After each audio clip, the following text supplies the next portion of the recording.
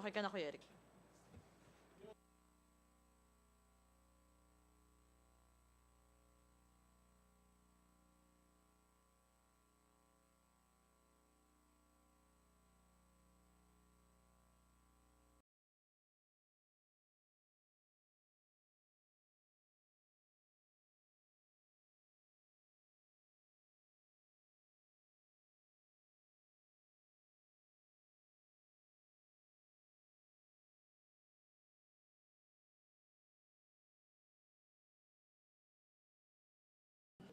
Good morning po, Kong.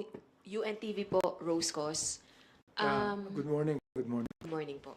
Yesterday po, Congressman Fernandez mentioned about asking the assistance of COA to investigate po yung paglobo ng ill fund yung nagamit we assist anti-trafficking. This sa press release nyo po, Quadcom will also be asking for of AMLAC. So, Yeah. can you further elaborate? Ang talagang, follow the money trail. No? We'd like to find out who the mastermind is. No?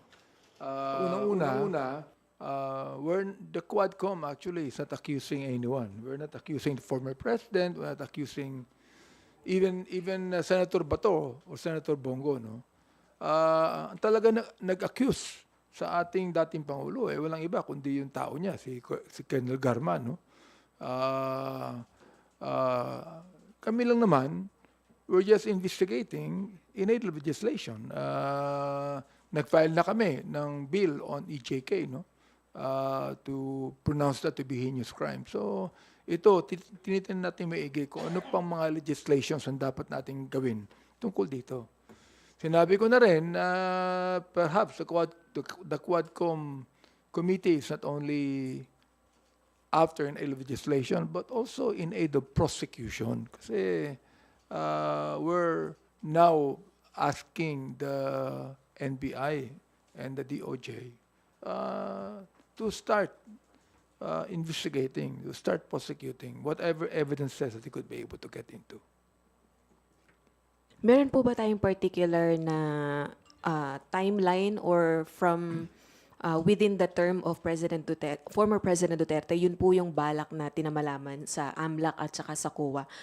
Hindi lang po ba Intel funds but also the confidential funds from 2016 to 2022? Yeah, it might be, no? We'd like to find out kung magkano confidential fund ang nakuha in the years that the former president was president. Tignan natin maigi kung ito ay meron talagang na-contribute towards the reward system. Yun ang nais natin talaga makita rito.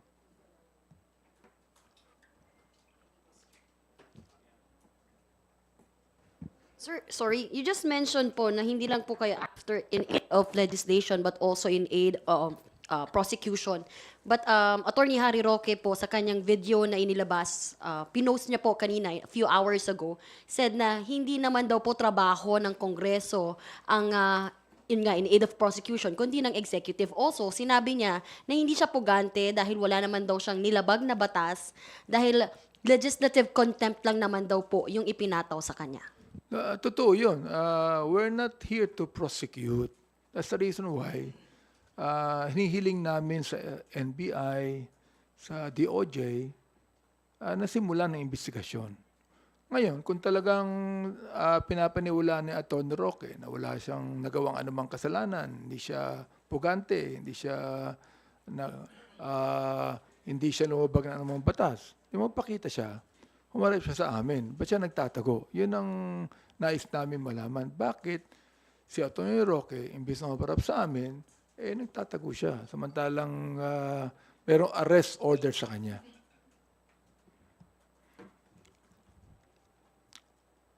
Hi, Sir. Zandro Ochona pa from Billionario. Sir, so aside from the Intel funds, are you looking at other sources of yung funds na ginamit for rewards? Actually, Colonel Espinido made a statement in our first Quadcom hearing na talagang mayroong reward system. Tinanong namin kung saan ang gagaling ang reward system. At sinabi niya nanggagaling ito sa mga gambling money. For example, STL. For example, Pogo. Yun ang sinabi niya, no? Now, meron itong connection din naman sa sinabi ni Colonel Garma na talaga mayroong reward system. Although hindi niya talaga tinukoy kung ito ay galing sa STL. Tinukoy lamang niya na mayroong pondo na nakalaan dito, may nagtatago ng pondo nito, things like this. So sir, pwedeng all of the above? Pwedeng Pogo, STL? Pwede. More than one? Yes, pwede. Pwede rin na na kung yan ay talagang operational expenses at tinatawag. Siyempre, that would appear. Mag-a-appear yan sa COA, mag-a-appear yan sa pag-imbestiga doon sa mga intelligence fund and confidential fund na nakalagay ng operational expenses. Ang gusto nating malaman, paano ginamit itong operational expenses na ito? Kasi actually, pag sinabi nating operational expenses, na binibigay bago ang operation. O, hindi binibigay yan after the operation. So it's not actually a post-operational expenses.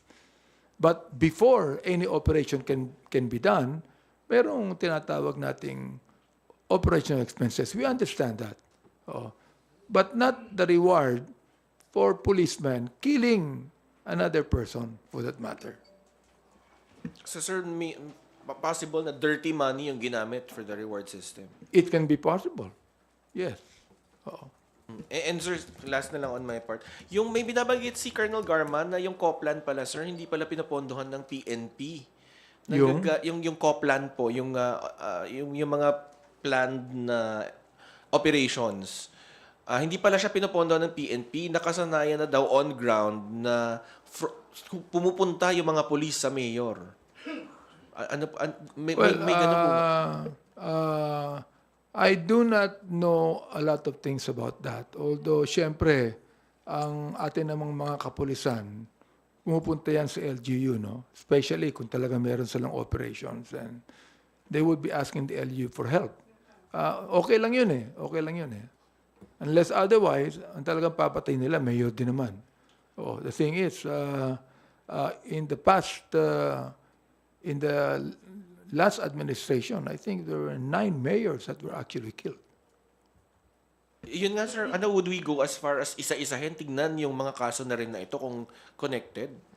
Tinanong namin to eh. Ang sinabi lamang ni Colonel Garma na merong police officer na involved ay yung pagkapatay kay Mayor Halili, no? I was the one that asked, halimbawa naman yung pagkakapatay sa Mayor ng Los Baños, si Mayor Perez. Drugs din yun eh. At ang napagbintangan ay konsehal. In fact, right now, the councilor is still in jail. Yung ba, police operation din to. Wala siyang sinabi, hindi niya raw alam yun.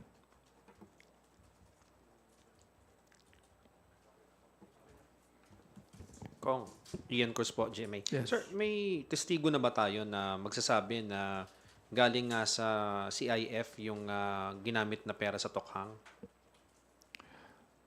Well, as far as we're concerned, si Garma pa lang talaga ang nagbigay ng statement tungkol dyan, no? Although, tinatanong nila kung gaano katotoo yung statement na yan. Sinabi ko naman na mula kay Colonel Espinido na sinabi niya may reward system, yung napatay na Chinese drug lord sa Davao Penal Colony na binigyan ng PDL ng tigi 1 milyon. No? In fact, according to the PDL na nag-testify, even Colonel Padilla, na ang sabi nung SPO4 Art Narsoles na bawat ulo 1 milyon. So 3 milyon yan. Pero 1 milyon lang ang binigay sa kanila. And yung 2 PDL, they gave that 1 million to their wives o anak. Ano? So, sa kanila, naloko sila doon. Pangalawa, they were actually promised liberty. No? Tanggalin na yung kaso. But instead of that, they were even charged ng homicide. Oo. Ang pangatlo niyan, yung Kibarayuga, na yung testimony ni Lieutenant Colonel Santi Mendoza, na talagang nagkabahiran. 300,000 ang ibinayad doon sa nakapatay Kibarayuga. At siya nga yung inutusan at nakatanggap siya. Sinabi niya, nakatanggap siya ng 40,000. And of course, ang pangapat, si Colonel Garma. So, definitely, sa apat na testimony yan, talagang mayroong reward system. There's no doubt about that. So, ano pang kailangang ebidensya? Oh. So sir, sa pag-follow ng money trail, anong mga nakikita nyo malaking steps na gagawin ng komite? Well, ang step na gagawin po namin, yung sinabi ni Congressman Dan Fernandez na we will invite COA.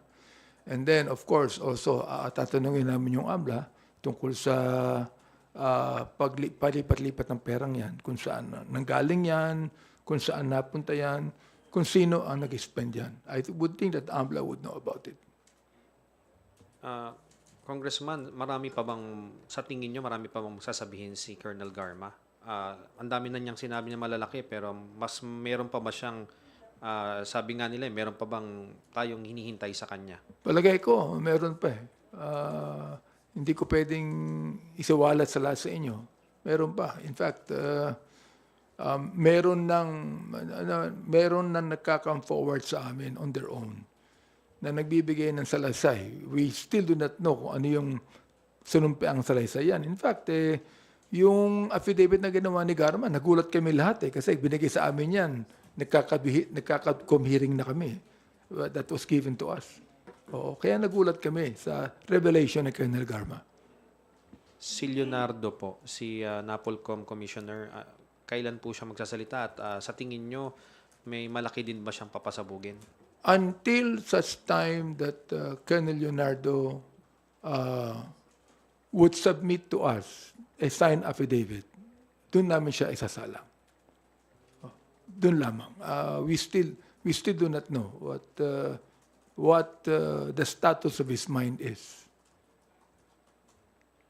Pero meron na bang inclination na magte-testimonya siya, kagaya po ni Colonel Garma? Sa aking palagay, sa akin lang, personally, palagay ko meron na eh. We only do not know when that would be, or perhaps in our next hearing, he'll be submitting to us ang kanyang sign na sinumpaang patsalaysay, whatever it might be. Sana, this coming October 22, supposedly, when we have the next hearing, na may sasalang namin si Colonel Leonardo. Congressman, yung mga class 96 at 97 na mga PNPA, meron na bang lumapit sa inyo na sinasabing may nalalaman din po sila? Wala pa naman. Wala pa naman lumalapit sa amin. Ay, Yes.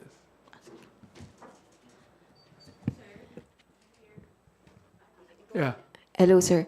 Senator Ronald Berto de la Rosa said the Senate will launch its own investigation into war on drugs, and he will invite former President Rodrigo Duterte. Senator Ronald Bato de la Rosa says the Senate will launch its own investigation into the war on drugs and will invite former President Rodrigo Duterte as resource person. At naniniwala siya mas malaki po yung possibility na dumalo si former President sa ilo-launch nilang Senate investigation. Your comment on this po? Very good. In fact, sabi ng Bible, 2 is better than 1. Oo. Pero may partner na kami sa Senado when it comes to investigation. How about yung possibility na humarap mismo si former president sa kanila and yet dito sa atin po sa Quadcom? It seems like, yun po, although nagbigay na po ng statement si former president na willing siya na umaten, pero mas malaki yung possibility sa Senate siya humarap. Well, it might be. It's up to him actually. Although in-indicate na niya na haharap siya if he's invited. No? So, sa amin, okay na okay yun eh. Hopefully, he will come and clear the air and say what he would like to say. You mentioned earlier, Kong, na next hearing, EJK ulit yung topic. Are we not going to formally invite the former president to finally face the Quadcom amidst these allegations po against the war on drugs? We will still talk about if we are going to have the EJK or the POGO or the drugs about it. But definitely we're going to invite the president. I do not know when, no? Sa akin, if we're going to invite the former president, hindi muna namin iimbitahin ng maraming mga iniimbita namin, no? So that he could be able to freely say his piece. Mahirap naman kung napakaraming iimbitahan namin and then maghihintay siya ng matagal. We do not want that to happen.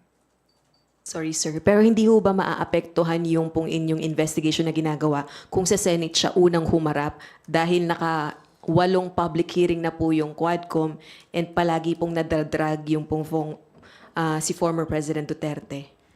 Hindi naman siguro sapagkat malalaman naman namin kung ano nga sabihin niya sa Senado. Whatever he will say, no? Babantayan namin maigi yan.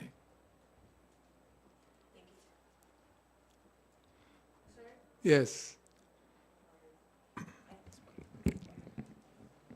Sorry. Good morning po. Lianes Capante, GMA News Online. I asked Secretary Panelo yesterday about po yung plano ng Quadcom to investigate the possible use of Intel fund to fund the reward system Yes. in killing drug suspects. Ang sabi niya, one cannot launch a successful war on drugs without effective legal strategy, which necessarily will involve funding from the government. Police operations must be sufficiently financed for effective enforcement of the laws against drug trafficking. But he did not mention flat out na we did not use the Intel Fund. Wala siyang ganong statement na categorical. Do you think, how do you find that statement? Is that statement, lack of categorical statement, just confirms what the others have testified po sa Quadcom? Yeah, I respect his own legal opinion on that. No? Marami naman siguro mga legal opinions ng iba't ibang abogado. No? That is own legal opinion. Sir, confirmation kaya yun na nagamit nga yun, sir. He did not ang haba ng statement niya, but he did not mention about anything na hindi namin ginamit yan. Anong ibig sabihin ng hindi namin ginamit? Kasama siya ron? Hindi, sir, kasi I was asking yung possibility na yun nga. I asked him, sir, ginamit niyo ba yung Intel Fund to, for the police operations under war on drugs? Hindi niya, dun sa mahaba niyang statement, hindi niya sinabi yung intelligence fund. Palagay ko, it will depend upon our investigation. Sir, sorry. Follow-up lang po dun sa question about Bato. Maglo-launch sila ng sarili nilang investigation po and invite si PRRD. Tingin niyo po ba magiging fair si Senator Bato dun po sa magiging pagdinig ng Senado, lalo na siya mismo po yung nadidiin sa issue ng war on drugs? Hindi. Paano niyo pa nasabi, sir? Well, the thing is, he became the Director General of the Philippine National Police during the time of the former president. No? But just imagine, he was only a Brigadier General all of a sudden. Nagdagdagan siya ng star, no? Naging Major General siya and naging Director General. So I would think that he would be more biased than actually balanced in that hearing. No? Sir, how about po yung mga narco generals? Are you going to invite them? Wala po kasing na-file na case at wala din pong nailutang na evidence. Nabrand po sila dahil close sila sa isang presidential candidate kay former DILG Secretary Marojas na identified doon sa Novotel. Sinabi na pong narco generals agad. Pag amin na pong iimbestigahan ng drugs, dangerous drugs, palagay ko we will now be able to know and invite who the narco generals are. At this point in time, hindi pa masyado namin pinag-uukulan ng pansin yan. Good morning, Kong. Yes. Here, right here. Sir, so are you seeing conflict of interest sa investigasyon ng Senado or their planned investigation dito sa war on drugs? I really do not know if most of the senators would agree to it. No? Sinabi lang yan ng isang senador eh. So, there might be, but we do not know. No? We still have to wait until such time that it will happen. On the details lang po nitong pagtap ng AMLC sa investigasyon ng Quadcom, nag-reach out na po ba ang Quadcom to the AMLC? And on the particulars po, kani-kaninong bank accounts po yung titingnan? For example, dun po ba sa mga involved sa killing, for example, ng 3 Chinese within the Davao Prison and Penal Farm? Or dun sa mga involved kay Wesley Barayuga? We have always invited the AMLC to come and be in our hearing, no? Because of the POGO, o yung money trail ng POGO. Hindi pa namin sila natatanong kung yung money trail that happened in the EJK operations. Ngayon pa lang. Kaninong transactions po yung particular na titingnan? Yung Yung transactions, kaninong particular transactions po yung titingnan, sir? on the revelation, on the basis of the revelation of Colonel Garma.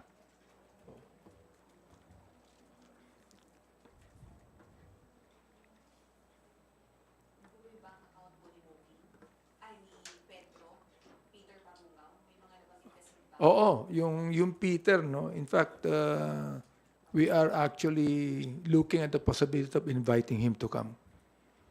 Kung sino man yung Peter na yun. Wala nakakakilala kung sino siya eh. Pero papatingnan po yung kanyang bank account sa angka. Yes, because siya yata yung humahawak ng bangko eh. I don't actually know about it.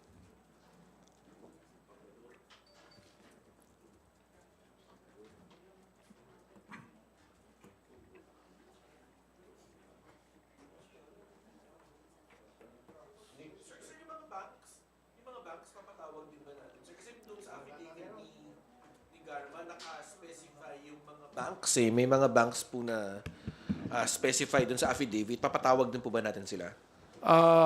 Hindi yata na-specify ni Garma kung anong bangko. Pero sinabi niya na mayroong bangko. So we're gonna find out kung anong bangko yan. Pag nakita namin, nalaman namin kung anong bangko talaga yan, well, of course, papatawag po namin yan.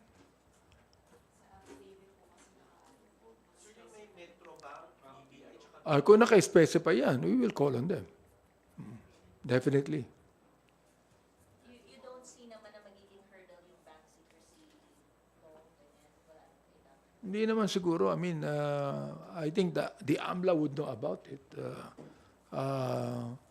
I think that the bank will be honest about the transactions.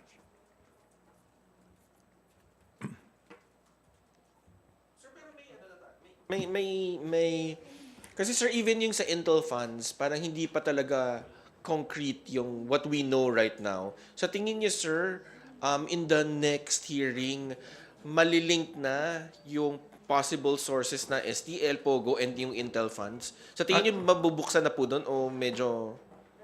In our hearing, there'll be no let up. No? Ibig sabihin, talagang hindi lang namin tatapusin ito. But we will do everything we can to let the people know kung talagang ano nangyari dyan. Kasi sinimulan na namin eh. And of course, this is about politics. No? The thing is, we would like the people to know na talagang kami gagawin namin na lahat para ma-expose lahat itong mga shenanigans na ito, ma-expose lahat itong mga illegal na gawain ito.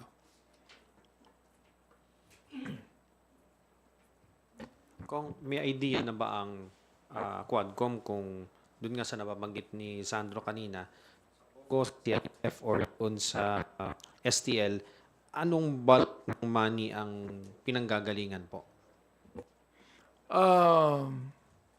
Kung may idea kami, meron, no?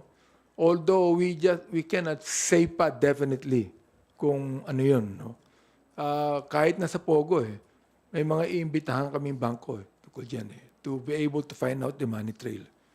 Pero hindi pa ngayon, pag pinag-usapan ng GH, kasi umaabot kami ng hating gabi, no? Just to talk about a certain a certain topic, no? So, tingnan natin kung halimbawa masasabi ko sa Quadcom na okay, sa ating next hearing pag-usapan natin ng EJK and then Pogo. Pero kung when it comes dun sa reward system, ano kaya ang nagagamit na pera doon? Intelligence fund, Pogo money, STL? Sinabi ko na possibility na lahat nagagamit yan Oo. STL, Pogo Fund, nagagamit din dyan Kasi pag operational expenses yan, pwede mo gamitin yung confidential fund yan Oo. Nakalagat talaga dyan. Just would like to find out magkano ba ang nagamit yan? Saan ginamit yan? May amount tayo. Meron tayong estimate kung magkano lang. Wala pa wala pa kaming estimate kung magkano. Ang inaano namin ganito Kasi sinabi ni Garma, tiered yan 3 level yan Ano? So, pag sinasabi namin, ilan ba ang pinatay? Ilan ba ang pinatay? For example, like, merong pinatay na mayor, merong pinatay na drug lord, merong pinatay na drug pusher. Sa estimate namin, umaabot ng I do not know pero malaki.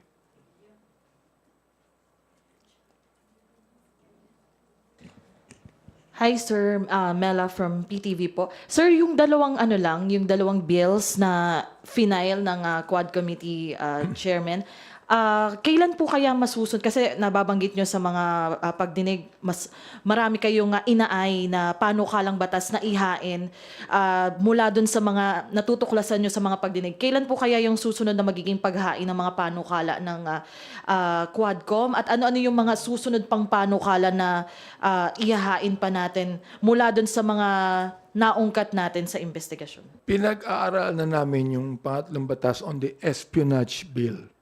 Sapagkat medyo malabo yung batas natin ngayon tungkol dyan. No? So pinag-aralan po namin kung ano ang may dadagdag namin or we could be able to amend the espionage law right now. So I think there's about mga 15 na mga draft bills na ifa-file namin, including the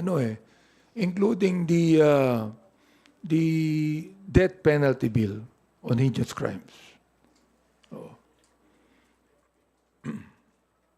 Kailan po kaya yung mga susunod, sir, na filing? Hindi ko alam we're still studying it and we're still asking our lawyers to look into it.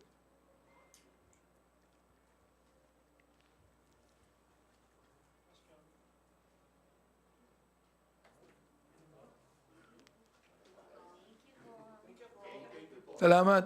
Can I just say something? Gusto ko lang magpasalamat po sa ating mga kababayan kasi marami ko nakakausap na napupuyat sila na pinapanood tong Quadcom hearing. And I just would like to thank them for the interest na meron sila na malaman ang nangyayari sa ating bayan. Maraming salamat po sa mga taga-suporta ng Quadcom at makakaasa po kayo. We'll do everything we can for our own country, para po sa ating bayan. Maraming salamat po sa inyo lahat.